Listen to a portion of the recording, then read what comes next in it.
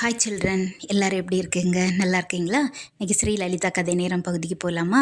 நம்முடைய channel name தான் ஸ்ரீலலிதா கதை நேரம். இதில் moral stories, devotional stories, general knowledge points, maths game இதெல்லாம் வந்துகிட்டே இருக்கும் மாறி மாறி.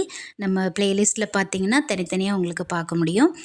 அது மட்டும் இல்லாமல் நாம் ராமாயணத்தொடரும் அயோத்தி கும்பாபிஷேகத்தை ஒட்டி நம்ம பார்த்துட்ருக்கோம். ராமாயணத்தொடர் இன்றைக்கி நம்ம பார்க்க இருக்கிறது 25வது பாகம். அதுக்கு முன்னாடி இன்றைக்கி 26வது பாகம் நம்ம பார்க்க இருக்கிறோம். அதுக்கு முன்னாடி ஸ்ரீராமபிரான மனதார ஒரு முறை பிரார்த்திக்கலாம். ஸ்ரீராம் ராம ராமேதி ரமே ராமே மனோரமே சகசரநாம தத்துல்யம் ராமநாம வர்ணனே. ஸ்ரீராம் ஜெயராம் ஜெய ஜெயராம். இன்றைக்கி 25வது பாகத்தில் என்னன்னு பார்க்கலாம். அதாவது போன பதிவில் நம்ம எதில் முடிச்சிருந்தோம்னா,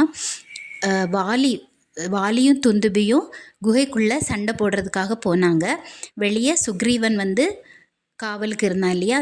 வாலி குகைக்குள்ளே போகும்போது நான் வரது வரையும் நீ இங்கே இருன்னு சொல்லிட்டு போயிருந்தான். அதனால் சுக்ரீவன் வெளியில் இருக்கான். ரொம்ப நாள் இப்படி இருக்கும்போது ரொம்ப நாள் கடந்து போயாச்சு. உள்ளே போன வாலி வெளியே வரவே இல்லை. அப்போ அவனுக்கு என்னாச்சோ ஏதாச்சோ அப்படின்னு சொல்லிட்டு சுக்ரீவன் அனுமன், ஜாம்பவான் மற்றும் வேறு சில பேரோட கலந்து ஆலோசிச்சுட்டு இருக்கிறாங்க. இப்படியா ரொம்ப கொஞ்சம் நாள் போயிடுச்சு. ஒரு நாள் அந்த குகை வாசலில் ரத்தம் பெருகி அப்படியே வருது, ஆறு மாதிரி வருது.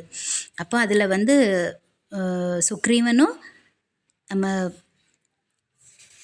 இவர் ஜாம்பவான், ஹனுமன் 3 பேரும் என்ன பண்ணுறாங்க, இந்த ரத்தம் பாஞ்சு வரதை பார்த்துட்டே இருக்கிறாங்க.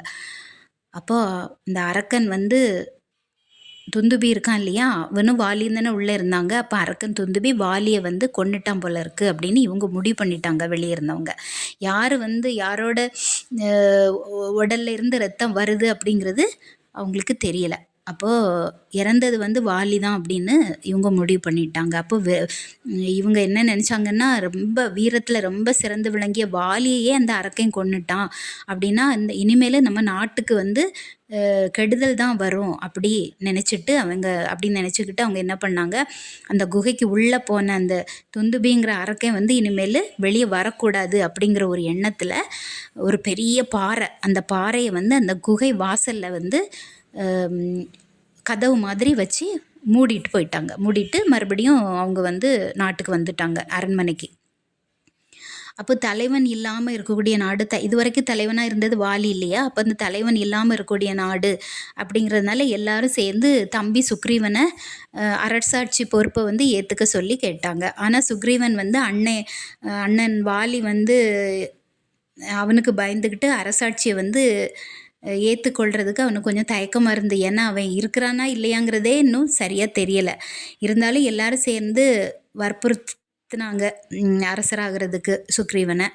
உடனே கிஷ்கிந்தை அரச நாட்டு நம்ம சுக்ரீவன் முடிசூட்டி அரசாட்சியை ஏற்றுக்கிட்டார். அப்போ அந்த குகைக்கு உள்ளே போன அந்த வாலியை துந்துபி என்ன பண்ணால், தன்னுடைய மாய சக்தினால் குகைக்கு உள்ளே ரொம்ப தூரம் தொடர்ந்து போகிறதுக்கு அவன் வழி வகுத்துட்டே இருந்தான். உடனடியாக அவன் கூட போர் செய்யாமல் ரொம்ப நாள் உள்ளே நடக்கிற மாதிரி, உட்புறம் போகிற மாதிரி அவன் வாலி அந்த குகைக்குள்ளே நெடுந்தூரம் கூட்டிகிட்டு போனான். உடனடியாக போர் செய்யலை. ரொம்ப நாள் அலக்கழிச்சான் அவனை, வாலியை.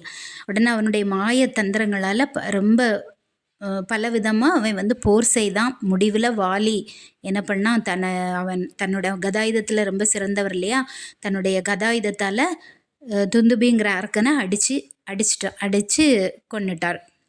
அந்த ராட்சச உருவம் கொண்ட அந்த அரக்கன் துந்துபி இருக்கான் இல்லையா, அவன் உடல்ல இருந்து தான் இந்த ரத்தம் ஆறா பெருகி ஓடி இந்த குகைக்கு வெளியே வந்தது. அதனுடைய ஒரு பகுதி தான் அந்த குகை வாசலில் வந்துட்டு இருந்தது. உடனே அது துந்துபியோட ரொம்ப நாள் போர் செய்தார் இல்லையா வாலி, அதனால அவர் குகைக்குள்ளேயே சில நாள் ஓய்வு எடுத்துட்டு கொஞ்ச நாள் கழித்து வெளியில் குகை வாசல்கிட்ட வாராரு. அது ஒரு பெரிய பாறையால் அந்த குகை வாசல் அடைக்கப்பட்டிருக்குது. உடனே என்னை குகைக்குள்ளேயே கிடந்து சாகட்டும் அப்படின்னு சுக்ரீவன் முடிவு பண்ணிட்டான் போல இருக்குது. பண்ணிவிட்டு அவன் அரசாட்சி பொறுப்பை கைப்பற்ற நினச்சிருக்கிறான் அப்படின்னு வாலி தப்பாக நினச்சிட்டாரு. உடனே அவனுக்கு கோபம் வந்து ரொம்ப ஜாஸ்தி ஆயிட்டு தன்னுடைய முழு வலிமையை கொண்டு என்ன பண்ண அந்த பாறையை, ரொம்ப வலிமைசாலி பலசாலி இல்லையா, அந்த முழு வலிமையை கொண்டு அந்த பாறையை வந்து அகற்றிட்டான்.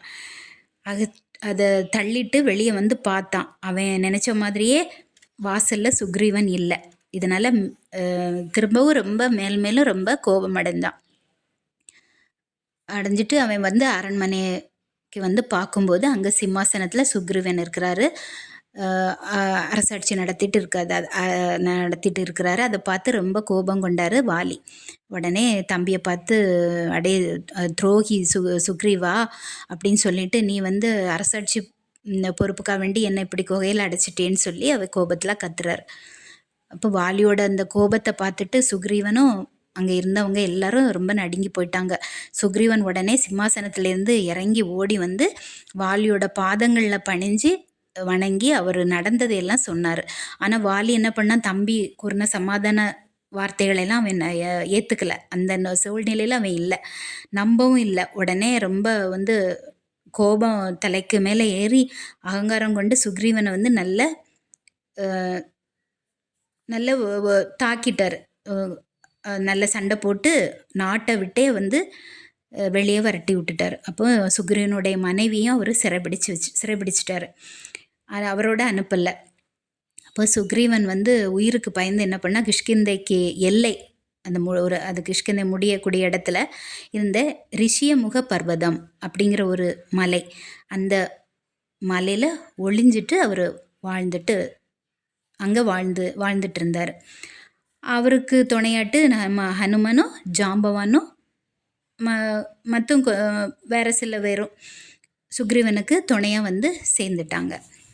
அப்போ இப்படி வாழ்ந்து வரக்கூடிய வேளையில் ஒரு நாள் முன்னாடி சீதாதேவி விமானத்தில் ஒரு ராவணன் கடத்திட்டு போகும்போது கீழே வந்து நகைகளெல்லாம் வீசி எறிஞ்சாங்க இல்லையா, அந்த நகைகள் வந்து வச்சு கட்டப்பட்டிருந்த ஒரு துணி முடிப்பு, அந்த துணி முடிப்பு வந்து சில குரங்குகள் வந்து அந்த பகுதியிலேருந்து எடுத்து கொண்டு வந்து சுக்ரீவன்கிட்ட கொண்டு ஒப்படைச்சிட்டு, அப்போது இந்த நிலையில் தான் ராமரும் லக்ஷ்மணரும் கிஷ்கிந்தைக்கு வந்து சேர்றாங்க. அப்போ அங்கே இருந்த ஹனுமன் ராமனை பார்த்த மாத்திரத்தில் அவருக்கு மேலே அன்பும் நேசமும் பக்தியும் ரொம்ப இவருக்கு ஆகிப்போச்சு. அவர் ராமர் மேலே அவரை பார்த்த உடனேயே ஆனந்த கண்ணீர் வந்து பெருக ராமருடைய பாதங்களில் விழுந்து ஹனுமன் வணங்குறாரு. எழுந்து கை கூப்பி நிற்கிறாரு. பக்தி பரவசத்தால் மெய் சிலிர்த்து கும்பிட்டாரு ராமரை. தலை மீது கைகளை கூப்பி அவரை சுற்றி வலமும் வந்தார் நம்ம ஹனுமன். மீண்டும் வந்து அவருடைய பாதங்களில் விழுந்து வணங்கினார். அப்போ அவர் தன்னை வணங்கி தனக்கு முன்னாடி ஆனந்த பரவசமாக நிற்கக்கூடிய ஹனுமானை பார்த்து தூய்மையான பக்தி விசுவாசத்தையும் பார்த்துக்கிட்டு ஹனுமனுடைய தூய்மையான பக்தி விசுவாசத்தையும் பார்த்துக்கிட்டு ராமர் வந்து ரொம்ப மகிழ்ச்சி அடைஞ்சார். ஹனுமனை வந்து அன்போடு அவர் தழுவிக்கிட்டார்.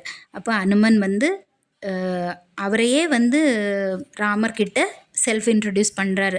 தன்னை வந்து வாயுபுத்திரன், அஞ்சனை மைந்தன் என்று அப்படின்னு ராமர்கிட்ட தன்னை அறிமுகப்படுத்திட்டார் ஹனுமன். அப்புறம் ஹனுமன் வந்து சுக்ரீவனை பற்றி எல்லாம் வந்து ராமர்கிட்ட சொல்கிறாரு. சுக்ரீவன் இருக்கக்கூடிய இடத்திற்கு ராமர் லக்ஷ்மணரை கூட்டிகிட்டு போகிறாரு, அறிமுகப்படுத்தி வைக்கிறாரு. சுக்ரீவனும் அவரை பற்றி விவரமாக ராமர்கிட்ட சொல்லிட்டு இப்படி நடந்த விவரங்களையெல்லாம், இப்படி வாலிக்கும் அவருக்கும் நடந்த விவரங்களையெல்லாம் சொல்லி தன்னுடைய மனைவி வந்து இப்போ வந்து வாலி சிறைப்பிடிச்சு வச்சுருக்கிறாரு. அதனால் எனக்கு வந்து என் மனைவியை வந்து வாலிக்கிட்டேருந்து மீட்டு எனக்கு கொடுங்கன்னு சொல்லி ராமர்கிட்ட வேண்டுறாரு சுக்ரீவன். அதுக்கு நீங்கள் உதவணும் அப்படின்னு கேட்குறாரு.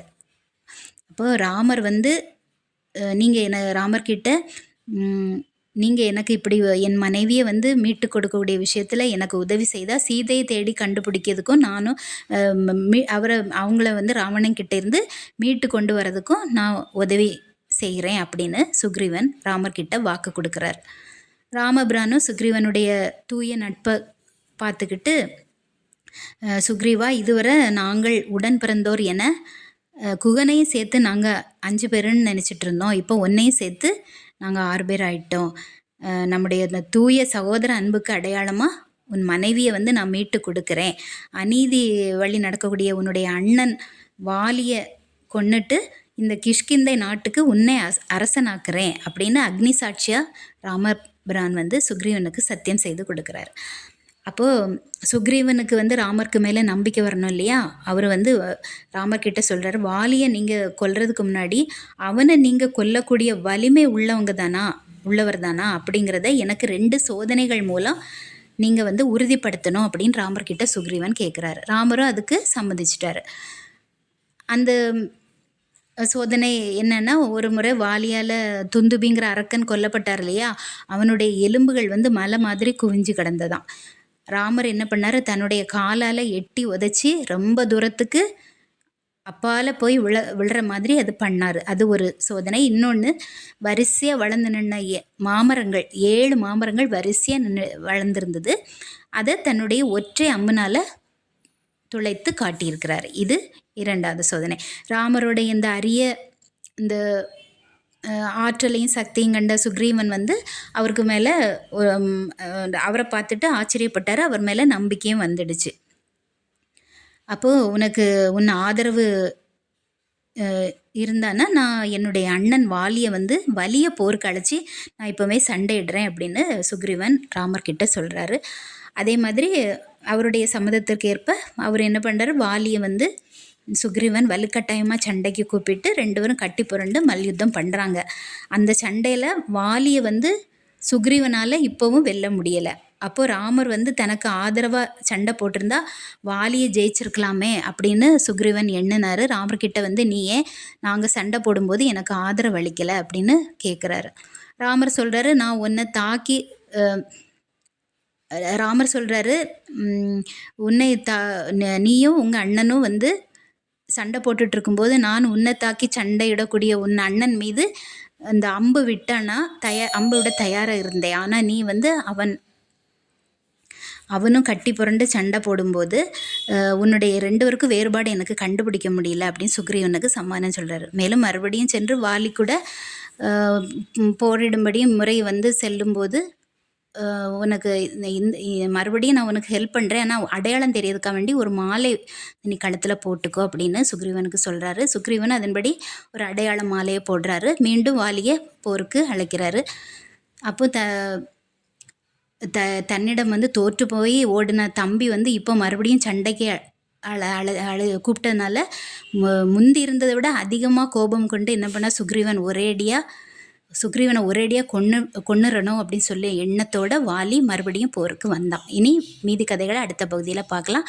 நம்முடைய சேனல் பயனுள்ளதாக இருந்தால் லைக் பண்ணுங்கள், ஷேர் பண்ணுங்கள், சப்ஸ்கிரைப் பண்ணுங்கள். நன்றி, வணக்கம், பாய்.